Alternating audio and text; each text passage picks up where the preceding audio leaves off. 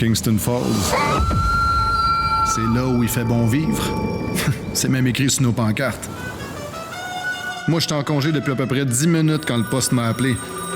Boss, on a retrouvé un corps au bout du champ des Lebrun. Depuis ce jour-là, on cherche à identifier notre John Doe puis à trouver qui c'est qui a fait ça. Mais là-dedans, je soupçonne qui, moi? Tout le monde se connaît. Bienvenue à Kingston Falls. Regardez maintenant sur ICTO.TV Extra. Nous sommes le lundi 25 mai. Voici à la une.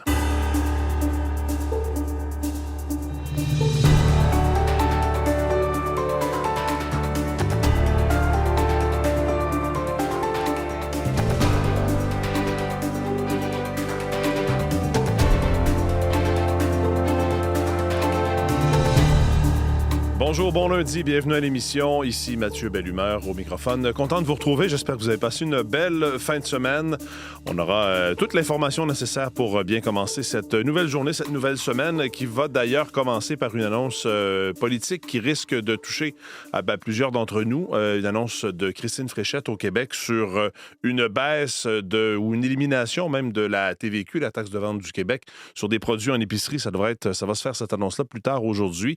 Et vous avez peut-être entendu parler de cette nouvelle en fin de semaine. C'est mon collègue Thomas Gerbet qui révélait qu'au cours des dernières semaines, le ministre des Finances, Éric Girard, a fait parvenir un courriel à la première ministre s'inquiétant du niveau de dépenses annoncées dans les différentes annonces des dernières semaines. Aujourd'hui, ce matin, en entrevue à Radio-Canada, et il y a un article de ma collègue Véronique Prince ce matin sur notre site Internet. Il dit que il y a la marge de manœuvre nécessaire pour les annonces politiques qui sont en cours et ce qui nous reste comme argent dans le trésor public. Jean-Philippe Robillard va venir d'ailleurs nous parler de ça dans les prochaines minutes. Le temps de saluer les collègues autour de la table. Julie-Jasmine Boudreau aux actualités culturelles, Olivier Pellerin au sport et Véronique Méran, voyons, Véronique Méran à la météo. Bonjour tout le monde. Bonjour. Je ne sais pas pourquoi Tremblay, C'est correct. C'est un nom commun au Québec. Ça existe sûrement. Pour ça. Alors, on la salue s'il y en a une à l'écoute. D'après moi, il y en a plus qu'une. Véronique Tremblay au Québec. Alors, Julie-Jasmine, on va faire le tour ensemble tout à l'heure des actualités culturelles en revenant, entre autres, sur cette décision du CRTC. On en parlait ensemble la semaine dernière de serrer la vis aux géants du web, aux diffuseurs en ligne. Le chef conservateur à la Chambre des communes, Pierre Poilievre, n'est pas tout à fait pour l'idée. En tout cas, il soulève des drapeaux rouges. Il se pose la question qui va payer pour ça parce qu'en fait, c'est que les sous générés, en fait, les revenus canadiens de ces entreprises, notamment américaines, des plateformes, on va en prendre une plus grande partie puis réinjecter ce montant-là dans les productions d'ici. Alors, qui va payer? Puis en plus, est-ce que ça pourrait fragiliser, par exemple, les relations d'affaires entre le Canada et les États-Unis? Alors, il ne voit pas grand-chose de bon là-dedans. OK, donc point de vue du chef conservateur, on va en parler dans les prochaines minutes, lui qui a fait une sortie dans les dernières heures à ce sujet-là. Véronique Méran, allons-y avec les prévisions de la météo. C'est de la pluie ce matin dans bien des régions. Ce matin, oui, effectivement, mais amélioration dès cet après-midi pour les régions plus au sud. On va entrer en situation de blocage cette semaine. Il y a une poussée de chaleur qui se dessine dans l'ouest. On serait positionné du côté un petit peu plus instable, mais on aura quand même sur la portion sud là, une dose de soleil assez intéressante. C'est plutôt pour les régions du centre et de l'est que ce sera une semaine plus grise, plus ponctuée d'averses également.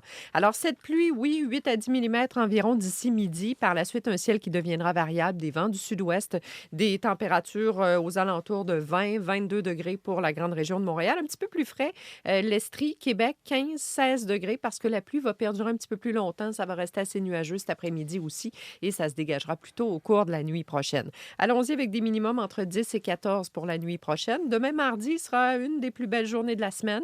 Un soleil assez généreux et avec les vents du sud-ouest, les températures qui vont remonter au-delà de la barre des 25 degrés. Donc, 25, 27 degrés, une sensation assez estivale là, pour la journée de mardi. On sera plus près de la jeune vingtaine par la suite avec un peu d'instabilité dans l'air, donc des possibilités d'averses, des risques d'orage. C'est ce qui va ponctuer la semaine. D'ici là, du côté de l'Abitibi, les précipitations vont aussi cesser en mi-journée. Amélioration par la suite. Le maximum, c'est 22.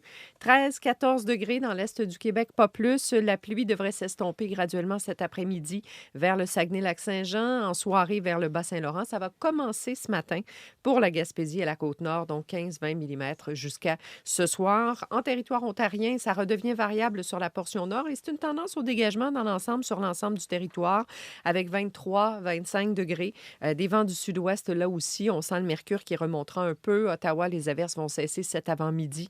Amélioration par la suite. À Vancouver, on parle de temps venteux également, sous les averses, autour de 18 degrés. Et c'est vraiment dans les prairies que cette chaleur se dessine. Un peu plus modeste du côté de l'Alberta, 26-27 degrés. Mais la plupart des régions seront une dizaine de degrés au-dessus des valeurs de saison cette semaine. On a un point chaud au Canada jusqu'à maintenant. Il s'agit de Layton en Colombie-Britannique qui avait fait 33,5 la dernière vague de chaleur là, le 5 mai dernier. On pourrait avoir un nouveau point chaud demain du côté de Medicine Hat. On anticipe un maximum de 34. Donc, Saskatchewan, Manitoba, 29 aujourd'hui, pas mal de soleil, mais c'est du 30 et plus pour une bonne partie de la semaine. Merci beaucoup, Véronique. Bonne journée. Bonne journée, Olivier. C'était le Grand Prix du Canada à Montréal en fin de semaine et c'est le jeune pilote Kimi Antonelli qui a gagné la course. Le jeune phénomène italien de 19 ans, Kimi Antonelli, qui venait de remporter les 3 précédents Grands Prix, se présentait à Montréal comme favori. En fait, Mercedes se présentait comme l'écurie qui allait probablement aller décrocher ce titre. Et on pensait que ce serait peut-être son partenaire, George Russell, qui avait signé la pole pour la course d'hier, qui allait aller chercher cette victoire parce que durant la course, il a dominé jusqu'au 30e tour, jusqu'à ce que le moteur refuse d'avancer. C'était terminé pour lui, abandon. Il était atterré d'ailleurs devant les caméras à la fin de cette course. Sans mots, alors que tout avait bien été pour lui, alors qu'il avait remporté donc la pole pour la course sprint qu'il avait remporté, puis comme ça, d'avoir à abandonner au 30e tour devant son jeune coéquipier. On sentait qu'il avait encore à travers de la gorge ce résultat. Sinon, Kimi Antonelli, 4e victoire consécutive, parce que c'est lui qui a décroché le titre à Montréal. Lewis Hamilton, chez Ferrari, très populaire ici à Montréal, a fait sourire bien des gens parce qu'il a terminé 2e sur le podium devant Max Verstappen qui a complété. Pour Lance Stroll, le Canadien, ça a été un week-end, il l'avait annoncé compliqué, ça s'est avéré avec une 15e place, même s'il a eu beaucoup de plaisir à revenir à la maison, retrouver ses amis, famille et compagnie. Ça a été compliqué sur la piste, on l'écoute. C'est un cours difficile, on avait de la misère à mettre du température dans les pneus. On n'avait pas de puissance sur la ligne droite, alors beaucoup de choses à améliorer, mais on savait que ça serait un cours difficile pour nous. Et donc, le prochain Grand Prix, ce sera la semaine prochaine à Monaco. Et bonne nouvelle pour les organisateurs du Grand Prix parce qu'on a battu notre record pour le nombre de spectateurs présents au cours de ce week-end de 3 jours. 360 000 au cours du week-end. La précédente marque, c'était 352 000. Donc, dans cet intérêt de faire grandir, de mousser l'intérêt pour le Grand Prix et d'attirer de plus en plus de gens, on a ajouté des spectacles, entre autres, au programme. Peut-être que ça a fonctionné, du moins par le nombre de spectateurs. Peut-être que la présence du Canadien en séries éliminatoires, ça a peut-être aidé un peu aussi. Peut-être, peut-être pas. Du moins, ça a été un beau week-end pour le Grand Prix de Montréal. En tout cas, le changement de date, parce qu'il est au mois de mai alors qu'il est au mois de juin, ce Grand Prix, ça n'a pas fait en sorte, en tout cas, qu'on a vu une baisse. Au contraire, c'est vrai. Dans l'achalandage. La chaleur a eu raison du parcours de Gabriel Diallo à Roland-Garros. Il jouait contre James Duckworth, l'Australien. On sait que ça a été compliqué pour Gabriel Diallo dans cette préparation pour Roland-Garros. Problème de dos qui l'a forcé à l'abandon récemment. Il s'est blessé à la main tout juste avant le tournoi, un éclat de verre dans le doigt, a dû être opéré, s'est fait retirer les points la veille de son match contre Duckworth et ça s'est terminé par un coup de chaleur. Je vous laisse Gabriel Diallo nous expliquer d'ailleurs ce qui devrait être fait pour tenter de comprendre ce qui s'est passé sur le terrain. Non, je pense que c'est quelque chose qu'on peut résoudre déjà dans la prochaine semaine. Donc ça va être juste de s'asseoir avec l'équipe, voir qu'est-ce qu'on peut faire des tests, voir si peut-être j'ai quelque chose qui se passe au niveau physiologique, puis voir à partir de là. On ne sent pas trop d'inquiétude dans son cas. Je pense qu'on fondait peu d'espoir quant à cette participation à Roland-Garros. Il a abandonné en deuxième manche, ça je ne l'ai pas mentionné. Et sinon, aujourd'hui, on surveillera Leilani Fernandez qui sera sur les cours pour son premier match contre l'Américaine Alicia Parks. Et je termine en vous parlant de Gabriela Dabrowski. On parle rarement de tennis en double, mais il faut mentionner son titre à Strasbourg. Très bonne préparation pour Roland-Garros. Elle sera sur le terrain demain avec sa partenaire Louisa Stéphanie. Elles sont 4e tête de série au tournoi à Roland-Garros. Et là, avec le titre à Strasbourg, parce qu'elles sont dans de bons sentiments pour le début de ce tournoi majeur. Et on surveille ce soir, bien sûr, le Canadien de Montréal à 20h. C'est un match numéro 3 contre la Caroline. Le Canadien qui fait maintenant un match égal contre la Caroline, 1-1. Premier match au Centre Bell ce soir à Montréal. Merci beaucoup, Olivier. Bonne journée. À vous aussi.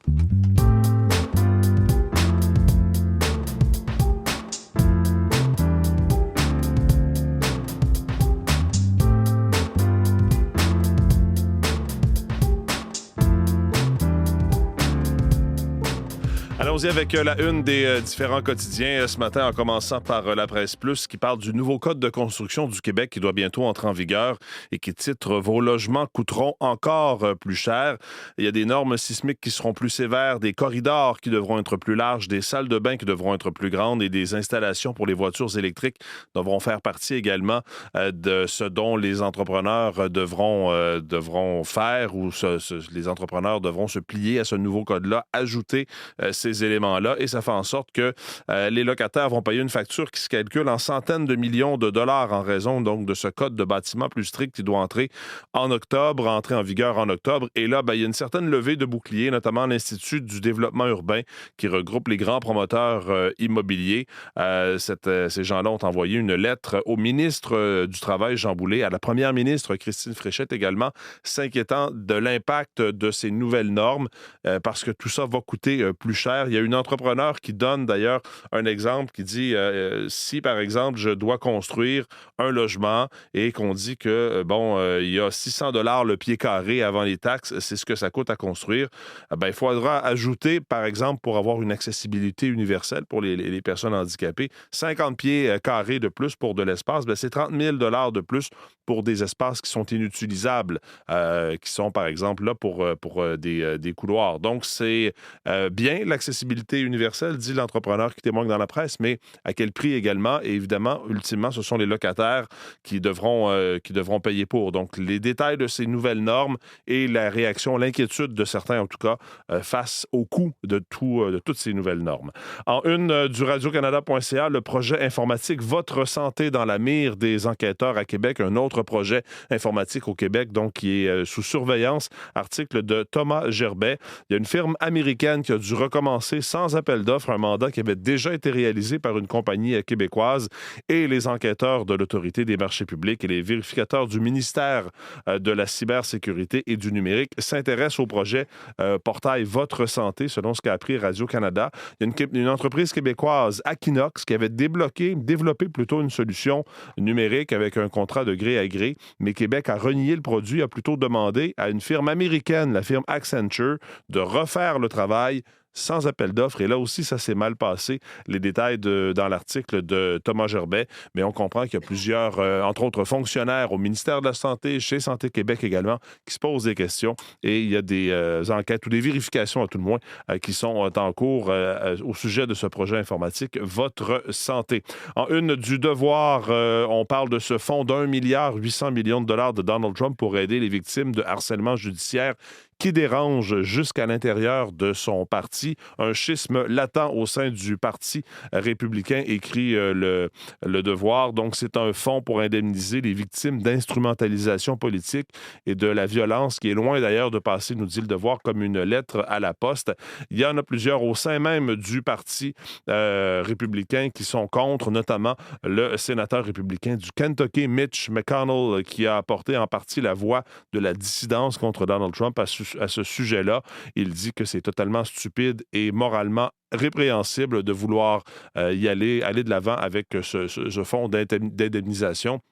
Je vous rappelle qu'il y a des montants là-dedans qui pourraient servir à indemniser les gens qui faisaient partie donc de l'émeute du Capitole lorsque Donald Trump avait perdu ses élections. On parle du Journal de Montréal et du Journal de Québec qui revient sur le Grand Prix du Canada et nous parle aussi d'un pharmacien à la tête d'une flopée de cliniques de santé qui est dans la mire du conseil de discipline de son ordre professionnel. Un pharmacien de Québec, Daniel Vermette, qui s'est bâti un petit empire médical s'étendant de la capitale nationale jusqu'aux banlieues de Montréal. On lui reproche certaines choses, notamment l'Association des pharmaciens propriétaires du Québec lui reproche de recourir à des pratiques anticoncurrentielles en faveur d'un accès privilégié à la distribution de certains médicaments spécialisés. Les détails dans le Journal de Montréal et dans le Journal de Québec. Et puis je termine avec le Globe and Mail qui revient sur la situation, cette guerre entre les États-Unis et l'Iran. Les deux pays seraient prêts de conclure un accord pour mettre fin à la guerre selon des responsables qui permettrait cet accord la réouverture du détroit d'Ormuz, verrait l'Iran renoncer à son stock d'uranium hautement enrichi. C'est ce que déclarent en tout cas certaines sources. Mais est-ce que véritablement il y aura un accord au cours des prochaines heures, des prochains jours? Ça reste à voir. C'est pas la première fois qu'il y a le spectre d'un accord entre les deux pays, mais pour l'instant, il n'y a pas d'accord véritable. Mais en tout cas, dans le Globe and Mail, il en est question ce matin.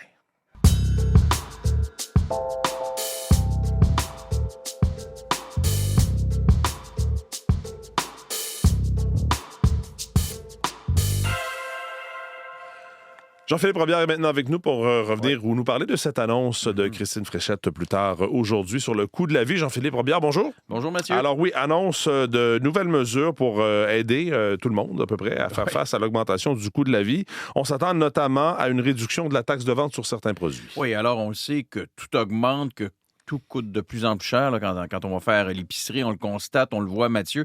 Alors, selon des informations qu'ont obtenues mes collègues à la Colline, à Québec, la première ministre va mettre en place, Mathieu, toute une série de mesures pour réduire les effets de l'augmentation du coût de la vie, de l'inflation sur le portefeuille des Québécois, en plus d'abolir la TVQ sur certains produits qu'on trouve à l'épicerie. Ça pourrait être, par exemple, sur les fruits et légumes. Il faudra voir. Christine Fréchette va aussi annoncer une réduction du coût d'immatriculation des véhicules au Québec et elle va également annoncer la mise en place d'une aide supplémentaire là, pour les ménages, pour les personnes les moins nanties. Là. Et est-ce qu'on a une idée de combien tout ça peut coûter? Oui, c'est la grande question. À elle seule, l'abolition de la TVQ, Mathieu, sur certains produits d'épicerie, c'est une mesure qui pourrait coûter environ 100 millions de dollars par année. Et contrairement à cette mesure là, qui vise à réduire le coût du panier d'épicerie, la réduction du coût de l'immatriculation, de même que cette mesure là, pour aider les moins nantis, bien, ces deux mesures-là, Mathieu, ce sera des mesures qui sont exceptionnelles et qui ne reviendront pas l'année prochaine. C'est ce qu'ont appris mes collègues à Québec.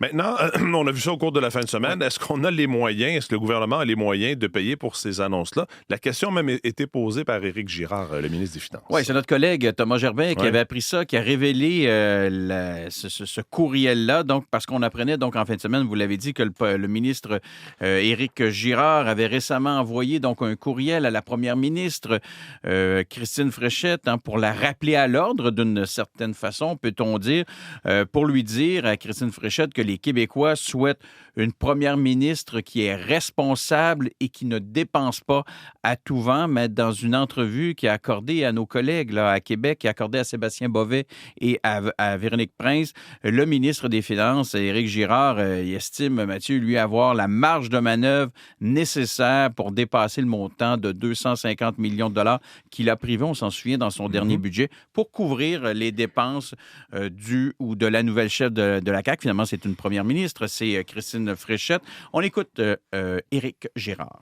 On est autour de 220 millions par année pour tout ce qui est annoncé. Et on a la marge de manœuvre pour faire ça. Et il faut être conscient là, que dans un budget de 165 milliards, mais ce qu'on ne sait pas, Mathieu, et ce que le ministre des Finances, Éric Girard, n'a pas révélé, c'est à quel point il peut se permettre de dépasser cette limite de 250 millions qu'il avait prévue là, dans son budget. On n'aura plus de détails donc sur cette annonce-là. C'est aujourd'hui, donc on n'aura plus de détails. Est-ce que c'est cet après-midi ou cet avant-midi? Là, je suis pas certain. Là. OK, bien, on va surveiller ça de toute façon, cette annonce de la première ministre Christine Fréchette, mais clairement, on sent que le gouvernement et le ministre Girard veut un peu recadrer le message à la suite de la publication de l'article de la fin de semaine de Thomas. Dans lequel il écrivait ce courriel à la première ministre. Merci Jean-Philippe. Merci, bonne journée.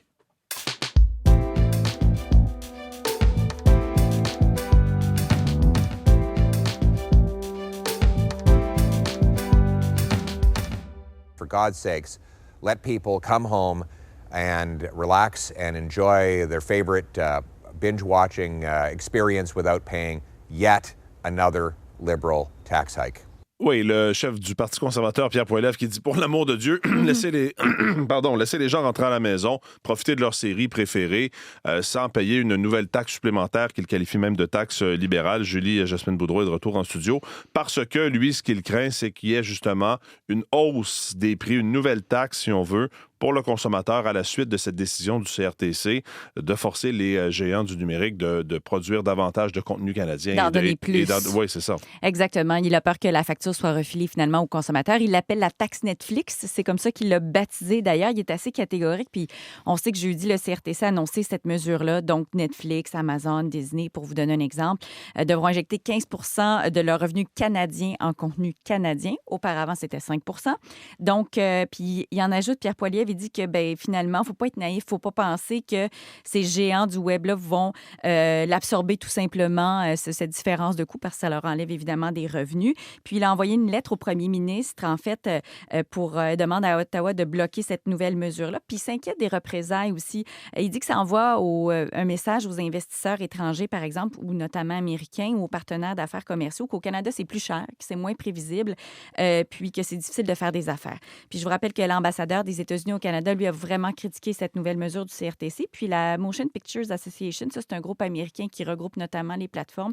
Il dit que ces règles-là sont inutiles, discriminatoires et que ça triplerait le coût des activités commerciales. Alors, on n'a pas fini d'en entendre parler. Effectivement, critique donc de Pierre Poilievre. Un petit mot sur Star Wars, premier au box-office en fin de semaine? Oui, le Mandalorian est le gros gu. Sans grande surprise. Alors, c'est le favori de la fin de semaine. 82 millions de dollars américains au Canada, aux États-Unis. Mais la petite caisse va résonner encore, Mathieu, parce que c'est un long week-end aux États-Unis. C'est le Memorial Day aujourd'hui. Ouais. Alors, et ces chiffres ont dépassé les attentes de Disney. Et les garçons de 13 ans et moins leur ont accordé une note de 5 sur 5 sur Post-Track. Alors, c'est un film qui fonctionne très bien auprès des jeunes. Le chanteur Olivier Dion a lancé un 4e disque vendredi. L'Empreinte, il a 34 ans. Il est sorti de Star Academy il y a 15 ans. Il a une belle carrière en France aussi. Alors, la pièce qui est ma préférée du disque, qui s'appelle « Pardon, pardon ». Pardon, pardon, pardon. Je voulais pas casser l'ambiance. Oh non, oh non, oh non. De toute façon, qu'est-ce que ça change? Pardon, pardon, pardon. Alors, il est maître seul à bord parce qu'il s'autoproduit dorénavant et il voulait s'éloigner un peu de la pop soleil pour s'enligner tranquillement vers de la pop un peu plus moderne. Il le produira sur scène un peu plus tard parce que là, il est dans la comédie musicale Évangeline pour l'instant. Miles Davis, dont c'est l'anniversaire, en fait, le 100e anniversaire de naissance. Ben, tiens, on va y aller avec un petit peu de trompette, tant qu'à faire.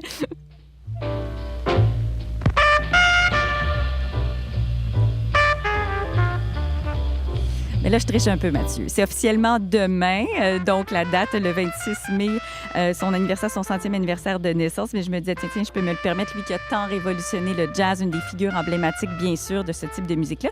Et pourquoi tournait-il le dos à son public? Ça, c'est la grande question. C'était pour mieux diriger, en fait, ses musiciens. C'était pas par gêne ou par inconfort. Alors, voilà. Merci. Ça fait plaisir.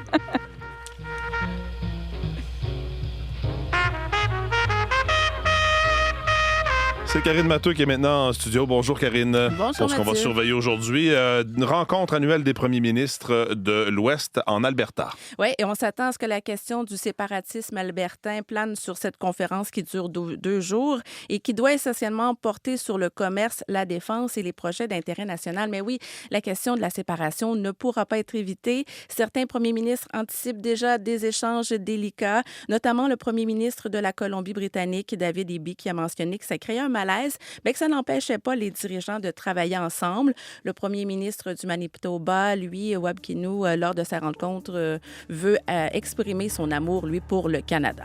Entre autres choses, il y a l'Inde aussi qui envoie une délégation commerciale au Canada. Ça va se faire aujourd'hui. Merci, Karine. Ça fait plaisir. Voilà donc pour cette édition d'À la Une. Vos équipes du matin vont prendre le relais dans les prochaines secondes. Bonne journée.